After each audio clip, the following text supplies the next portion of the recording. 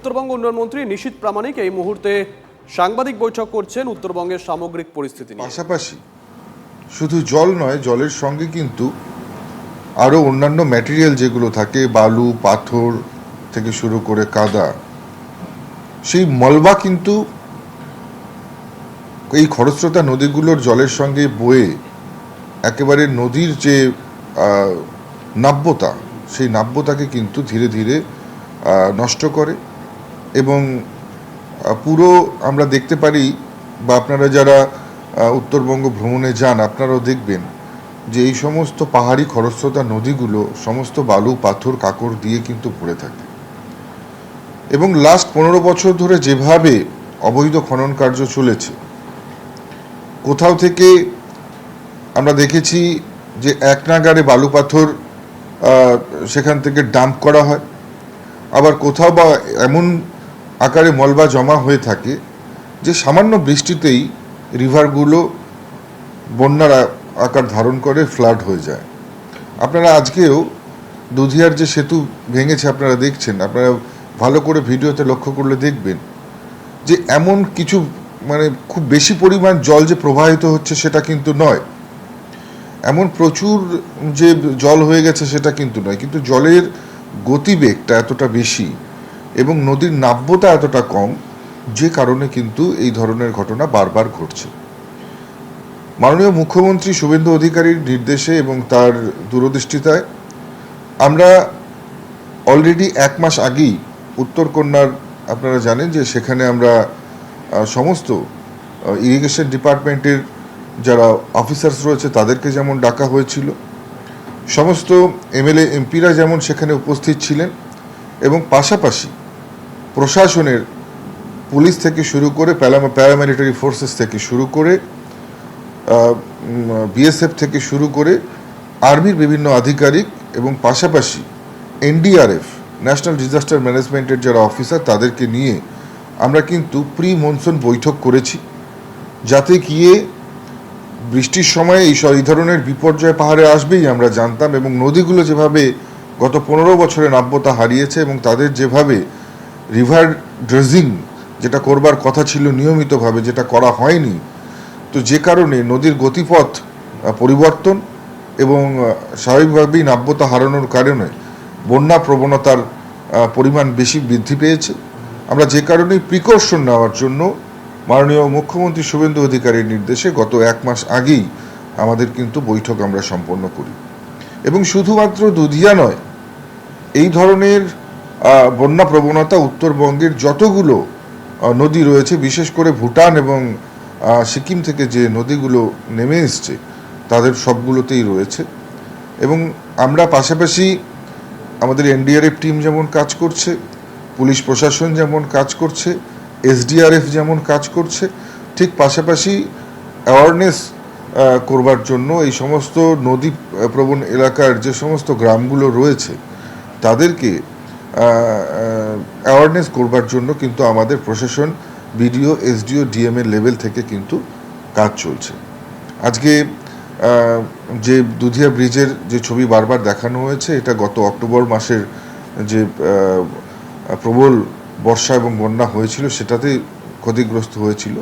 এবং পাশাপাশি আপনারা দেখেছেন যে হিম পাইপ দিয়ে একটা অস্থায়ী সেতু বানানো হয়েছিল, যতদিন পর্যন্ত যে দুধিয়া সেতুটি যেটা রয়েছে কমপ্লিট সেটা নির্মাণ না হবে, তার জন্য অস্থায়ীভাবে বানানো হয়েছিল। স্বাভাবিকভাবেই জলের যা স্রোত এবং যে পরিমাণ বৃষ্টি পাহাড়ে হয়েছে সেটার উপর তো কারোর কন্ট্রোল নেই, আমরা সেটার উপর আমরা কন্ট্রোল করতে পারি না বৃষ্টিকে। তো পাহাড়ে যে বৃষ্টি হয়েছে তার জলের যে ধারা, সেটাতে স্বাভাবিকভাবে সেই অস্থায়ী সেতুটি ক্ষতিগ্রস্ত হয়েছে। কিন্তু যে কথা বলছিলেন উত্তরবঙ্গ উন্নয়ন মন্ত্রী, বালাচুনে জলের তোরে ভেসে গেছে দুধিয়া অস্থায়ী সেতু, বিচ্ছিন্ন মিরিক লাগোয়া পর্যটন কেন্দ্র তাবাকশি রংবং, জলের তোরে ভেসে গেছে তাবাকশির অস্থায়ী সেতুও।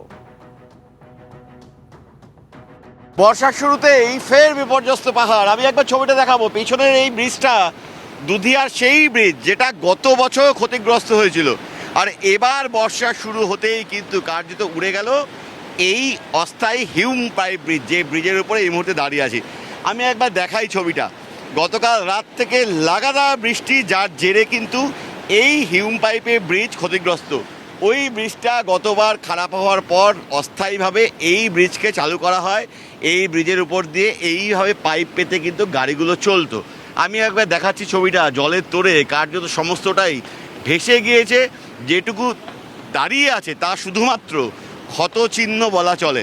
প্রবল বেগে নদী বইছে, ওই দিকে আমি একবার যদি ছবিটা দেখানো যায়, নদী বইছে এবং এখানে ভগ্ন দশায় দাঁড়িয়ে আছে এই অস্থায়ী হিউম পাইপ ব্রিজ, যার জেরে কিন্তু মিরিকের সঙ্গে শিলিগুড়ির সংযোগ কার্যত বিচ্ছিন্ন হয়ে গেল।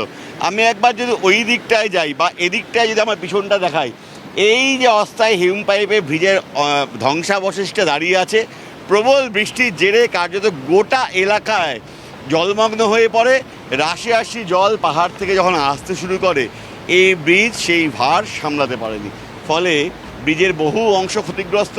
আর এই দিকের ছবিটা আরও ভয়াবহ, এই দিকের ছবিটা আরও ভয়াবহ।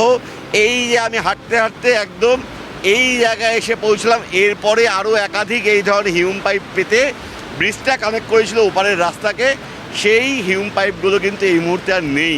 অর্থাৎ জলের তোড়ে ভেসে চলে গিয়েছে, টুকরো টুকরো হয়ে পড়ে আছে পাইপ। ওই আমি একটা পাইপ পড়ে আছে দেখাবো।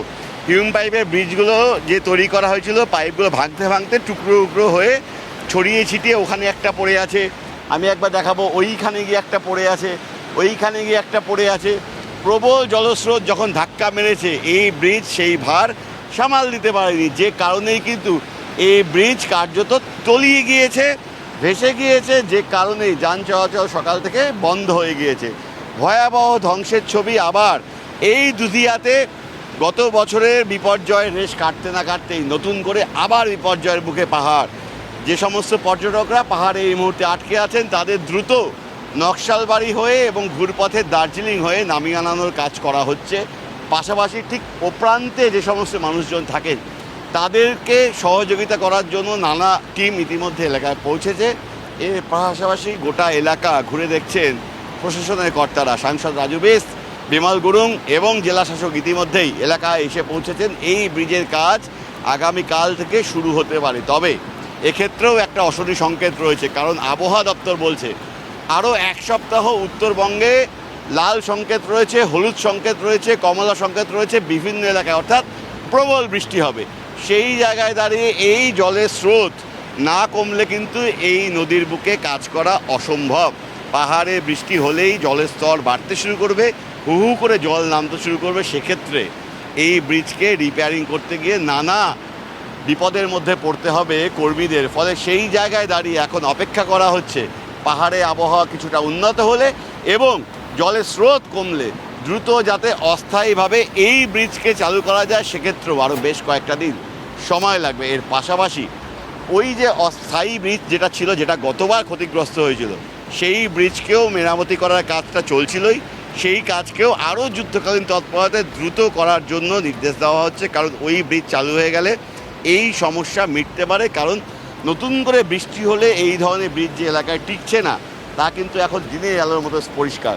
এই যে ব্রিজ এগিয়ে এসেছিল, যার উপর দিয়ে এতদিন ধরে যোগাযোগ হচ্ছিল, এই এলাকায় জলের যে স্রোত দেখাচ্ছি, স্রোতটা প্রবল বেগে জলের স্রোত বয়ে চলেছে, ধাক্কা মারতে মারতে, পাথর ভাঙতে ভাঙতে। এই জায়গায় দাঁড়িয়ে ব্রিজের যে বাকি অংশ কার্যত তলিয়ে গিয়েছে, কিছু পাইপ ভেঙে ওই দিকে ছড়িয়ে ছিটিয়ে পড়ে আছে। গোটা এলাকা জুড়ে এই যা পরিস্থিতি, তাতে সার্বিক দুর্যোগ গোটা পাহাড় জুড়ে। ক্যামেরা দীপায়নের সঙ্গে প্রসেনজিৎ, টিভি9 বাংলা, দুধিয়া। विकास के नाम पे सिर्फ भ्रष्टाचार हुआ है, वो इसका ये जीता जागता सबूत है, प्रमाण है। स्वयं मुख्यमंत्री ममता बनर्जी आई थी, एक ब्रिज जो है 2 साल में नहीं बनवा सकी, एक नदी का ब्रिज, तो उससे क्या अपेक्षा आप रखते हो? तो जनता ने उनके এবার বিকল্প কি ভাবছেন? एक तो इमीडिएटली इसको रिपेयर करेंगे और 2 दिन के अंदर में इसको चालू करेंगे, ये टेम्पररी है, जिससे इमीडिएटली जो है मूवमेंट शुरू हो। दूसरा, ये तब तक कोई ब्रिज यहाँ टिकेगा नहीं जब तक पीछे डैम नहीं बनेगा। तो उसका प्रपोजल बन गया इरिगेशन डिपार्टमेंट से, वो वेटिंग होने के लिए जादवपुर यूनिवर्सिटी गया हुआ है। तुरंत ही उसका टेंडर हो जाएगा। पीछे डैम जैसे ये 2 महीना बारिश का ख़त्म हो जाएगा, उसका काम शुरू होगा। थर्ड, ये बारिश के कारण पीछे जो है पब्लिक को तकलीफ है, गाँव में पानी घुस रहा है, तो मैंने इरिगेशन डिपार्टमेंट को आज बोला है कि उसका तुरंत DPR का काम करो, ठीक है। और जो फाइनल इसका जो परमानेंट सॉल्यूशन है वो तो ये पीडब्ल्यूडी का ब्रिज है जो फरवरी 2027 में बन करके तैयार होगा।